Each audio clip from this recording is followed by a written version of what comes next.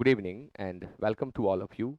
In today's class, I am going to explain some important feelers based on the use of vocabs, homophones, homonyms, and other confusing words taken from DZP book. It is day 1 and day 2. Why am I telling it day 1 and day 2?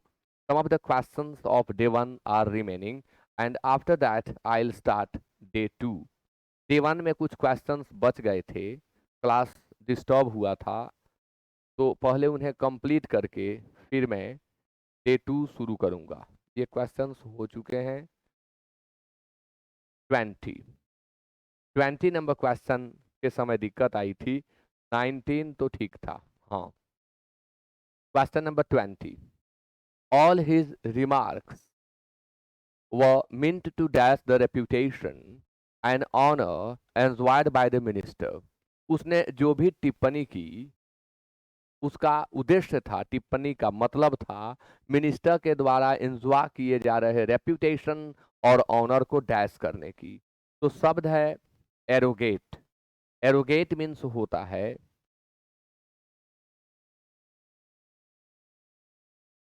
झूठा दावा करना, झूठा दावा करना। दूसरा शब्द है derogate. Derogate means होता है डाइवर्ट, डिविएट, डीवैल्यू, बिलिटिल। अब आप देख सकते हैं कि आंसर क्या होगा। तो डेरोगेट होगा। क्यों होगा? क्योंकि किसी के रेप्यूटेशन को डेरोगेट करना यानी उनकी जो ख्याति है, उनकी जो प्रतिष्ठा है, उसे डी वैल्यू करना, डिप्रेशिएट करना, बी लिटिल करना, ऐसा करने का वह प्रयास अपने टिप्पणी से किया। तो आंसर 20 का बी होगा, एरोगेट नहीं होगा। क्वेश्चन नंबर 21 आंसर देंगे आप सभी लोग। Question number 21, angels and spirits are heavenly dash. Angels और स्पिरिट, एंजल्स मीन्स देवदूत होता है,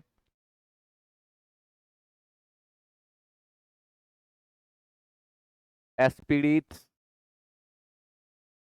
ऐसे तो आत्माओं के लिए स्पिरिट्स का यूज करते हैं। इविल स्पिरिट्स लगा दें तो प्रेत आत्माएं भी हो जाएंगी। Angels and spirits are heavenly dash. ये हिवेनली डैश हैं, क्या हैं? विजिटर्स। हिंदी मीनिंग आगंतुक। विजिटेंट का मीनिंग भी आगंतुक होगा। One who visits is called visitor and visitant both, but what's the difference? अंतर क्या है दोनों के बीच? सुपर नेचुरल बींग के लिए, सुपर नेचुरल बींग्स के लिए हम विजिटेंट्स का यूज करते हैं। ह्यूमन बींग्स के लिए हम विजिटर्स का यूज करते हैं। बात किसकी हुई है? एंजल्स एंड स्पिरिट्स की। इसलिए आंसर क्या होगा? विजिटेंट्स। बहुत इंपॉर्टेंट स्टेट है। ये जो क्वेश्चंस आप कर रहे हैं, ये जो शब्दों के बीच के डिफरेंस को आप समझ रहे हैं, ये काफ़ी हेल्प करेंगे। शब्दों के ऊपर आपकी पकड़ काफ़ी अच्छी होगी। क्वेश्चन नंबर 22 आपके सामने। The police were quite dash with the thief, quite strict, quite severe. Police और थीफ के बीच रिलेशन जो है वो बताना है आपको। कैसी थी पुलिस का रवैया कैसा था, उसने कैसा व्यवहार किया। तो पुलिस का जो व्यवहार हो रहा है किसी भी थीफ के साथ, वो स्ट्रिक्ट नहीं कहा जाएगा, क्योंकि पुलिस तो उनके प्रति स्ट्रिक्ट है ही। कुछ अगर ज्यादा सख्ती से पेश आई, मारा पीटा टॉर्चर किया, तो वो सीवियर होगा। और स्ट्रिक्ट का यूज कहाँ करें? टीचर्स के लिए, गार्जियंस के लिए। कोई आदमी है जो सख्त किस्म का है, बहुत स्ट्रिक्ट रहता है, स्टर्न एक्टिविटीज होती हैं उनकी। तो the police were quite severe with the thief, यानी चोर के साथ पुलिस सख्ती से पेश आई, लेकिन यहाँ सीवियर होगा। टॉर्चर वगैरह अधिक किया गया पुलिस के द्वारा। स्ट्रिक्ट गुड सेंस में यूज होता है, सीवियर बैड सेंस में यूज होता है। Next question, he is a dash who can't face his enemy boldly. अब टीमिड मीन्स भी डरपोक होता है, कॉवर्ड मीन्स भी डरपोक होता है, वह जो स्वभाव से ही संकोची टाइप का हो, सहमा सहमा सा रहता हो, डरा डरा सा रहता हो, उसे हम टीमिड कहते हैं। और वह जो यूं तो ठीक रहता हो, लेकिन जब साहस का समय हो, जब बोल्डली किसी चीज को फेस करना हो, जब करेज की जरूरत हो, उस समय वो हिचक जाए, उस व्यक्ति को हम कॉवर्ड कहते हैं। इसके लिए बेहतर हिंदी कायर होगा, और यहाँ पर कॉवर्ड ही देंगे, क्योंकि ही is a coward who can not face his enemy boldly. Enemy को बोल्डली फेस करना है, नहीं कर पा सकता, इसलिए वह कॉवर्ड है, timid नहीं है। क्वेश्चन नंबर 24 आंसर देंगे आप सभी लोग। He is a dash man of the town. A में रेस्पेक्टेबल, बी में रेस्पेक्टफुल। रेस्पेक्टेबल मीन्स होता है सम्मानित,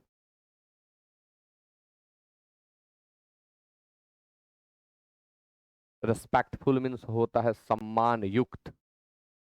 अब आप कहेंगे दोनों तो एक ही जैसा लग रहा है, बिल्कुल नहीं। मैन रेस्पेक्टेबल होता है, आपका जो बिहेवियर है वो रेस्पेक्टफुल होता है, आप अपने बड़ों के प्रति, अपने टीचर्स के प्रति जो शब्द बोलते हैं वो रेस्पेक्टफुल वर्ड्स होते हैं। कपड़े हम पहनते हैं, रेस्पेक्टफुल क्लॉथेस पहनते हैं हम। तो दोनों के बीच काफी अंतर है। ह्यूमन बींग्स के लिए आप रिस्पेक्टेबल का यूज करें, अन्य सेंस में आप रेस्पेक्टफुल का यूज करें। तो 24 का आंसर ए होगा। क्वेश्चन नंबर 25,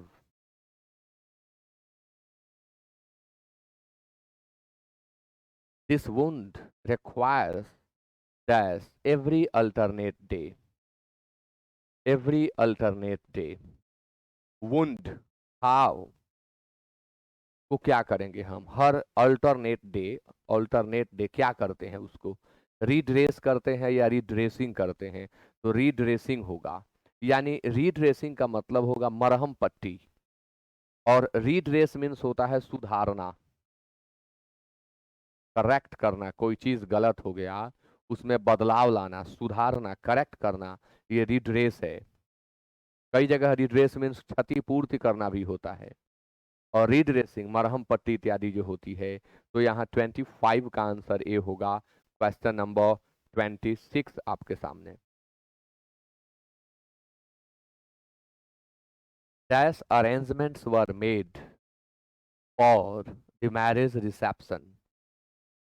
कैसे अरेंजमेंट्स किए गए थे, एडजेक्टिव देना होगा आपको मैरिज रिसेप्शन के लिए। दो शब्द आपके सामने है, एक है ऑस्टेंसिबल और दूसरा है ऑस्टेंटासस। ऑस्टेंसिबल और ऑस्टेंटासस। ऑस्टेंसिबल वह होता है जो रियल लगता है, seeming real but not real. जो आपको लगेगा कि ट्रू है, रियल है, लेकिन वास्तव में वह रियल है नहीं, केवल दिखावा में है, दिखावटी है। ऑस्टेंटासस क्या है, ऑस्टेंटासस होता है वह जो वेरी एक्सपेंसिव एंड इम्प्रेसिव है, वह ऑस्टेंटासस होता है। वेरी इम्प्रेसिव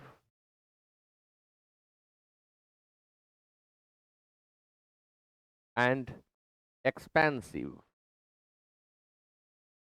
ऑस्टेंटासस पार्टीज होती हैं। इनमें हम अपने क्षमता के अनुसार पैसे खर्च करते हैं। तो जहां पैसे खर्च करने की बात है, वहां पर ऑस्टेंटासस का यूज करें। और ये जो ऑस्टेंसिबल है, इसका एक और प्रयोग होता है अपेरेंट। अपेरेंट यानी जो प्रत्यक्ष है, जो सामने है, जो दृष्टिगोचर है, वह ऑस्टेंसिबल है। एक और प्रयोग, दूसरा मैंने आपको बताया है पहले ही, कि जो लगता है रियल बट वास्तव में रियल होता नहीं है, उसे हम ऑस्टेंसिबल कहते हैं। तो 26 का आंसर भी होगा, क्योंकि पार्टी हो रही है, रिसेप्शन पार्टी, और जो अरेंजमेंट किए गए वो ऑस्टेंटासस है, काफी दिखावा, काफी आडंबर इत्यादि, अननेसेसरी खर्च। Question number 27.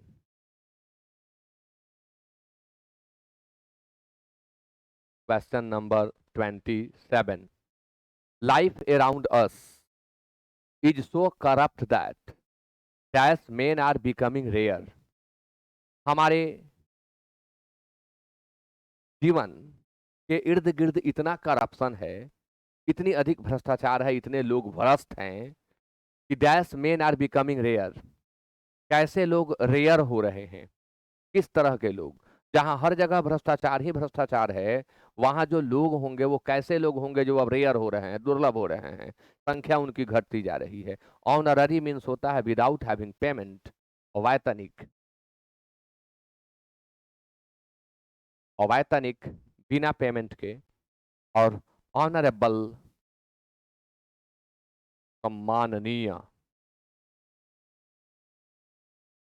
सम्मान देने लायक लोग जो हैं, जिन्हें हम मानते हैं पूजते हैं, ऐसे लोग रेयर हो रहे हैं, क्योंकि हर जगह करप्शन है। हमारे इर्द गिर्द, हमारे चारों तरफ हर जगह करप्शन है, तो सब करप्ट हो रहे हैं। इसमें ऑनरेबल लोग बहुत कम हो रहे हैं। आंसर क्या होगा? बी होगा। मेरे हिंदी के स्पेलिंग पर भरोसा न करें। Question number 28. I thank the chief guest for his dash presence on the occasion of our sports meet. I thank the chief guest. I thank the chief guest. मैंने मुख्य अतिथि को धन्यवाद दिया for his dash presence on the occasion of our sports meet.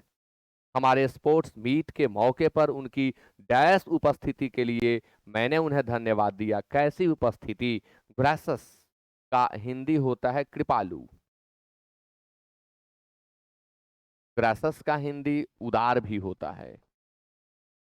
Graceful, सुंदर। अब graceful क्या है? यह अट्रैक्टिव है। ब्यूटीफुल है, एलिगेंट, प्रेटी। और ग्रेसस क्या है? कॉर्टियस है। कोई बड़ा आदमी आपके निमंत्रण पर आपके यहाँ आता है तो वो आपके ऊपर एक तरह से दया ही करता है, उसकी उदारता है कि वो आ गया आपके यहाँ। इसलिए यहाँ पर सुटेबल आंसर ग्रेसस होगा, ग्रेसफुल नहीं। ग्रेसफुल जहाँ अट्रैक्शन हो वहाँ यूज करेंगे, और यहाँ उदारता, विनम्रता को व्यक्त करनी है, इसलिए हम ग्रेसस का यूज करेंगे। ग्रेसस का यूज हम गॉड के लिए भी करते हैं। ईश्वर कृपावान है, कृपालु है। गॉड इज ग्रेसस, वह सबके ऊपर अपनी ग्रेस करता है, अपना फेवर देता है सबको। Question number 29. His dash appearance on the stage terrified the audience. His dash appearance on the stage terrified the audience. कैसा अपीयरेंस उसका स्टेज पर हुआ कि ऑडियंस टेरिफाइड हो गए, भयभीत हो गए। एक शब्द है गैस्टली, दूसरा शब्द है गोस्टली। एच साइलेंट है इसमें। गैस्टली और गोस्टली। गोस्टली मीन्स होता है भूत की तरह, भूत की तरह। और गैस्टली मीन्स होता है भयंकर, बहुत बुरा, जो काफी अनप्लेजेंट हो। एक्सीडेंट वगैरह में गैस्टली एक्सीडेंट, भयंकर दुर्घटना। तो अब अपीयरेंस है, कैसा अपीयरेंस होगा स्टेज पर कि लोग डर जाएंगे, ऑडियंस डर जाएगी?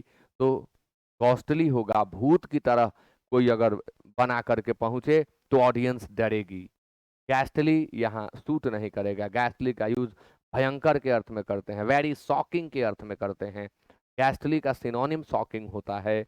आंसर 29 का बी होगा। क्वेश्चन नंबर 30 आपके सामने।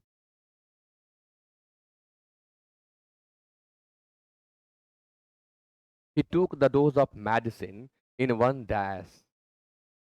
वह मेडिसिन के डोज को एक डैश में ले लिया। मेडिसिन के डोज को एक डैश में ले लिया। शब्द है drought and drought. Drought means होता है सूखा, अनावृष्टि,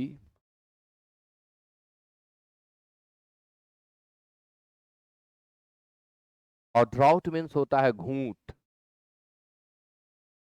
दवा को एक घूंट में ले लिया, एक अटेम्प्ट में, एक प्रयास में दवा को पी लिया, तो आंसर 30 का क्या होगा? बी होगा। और इसी के साथ कंप्लीट होता है आज का यह क्लास।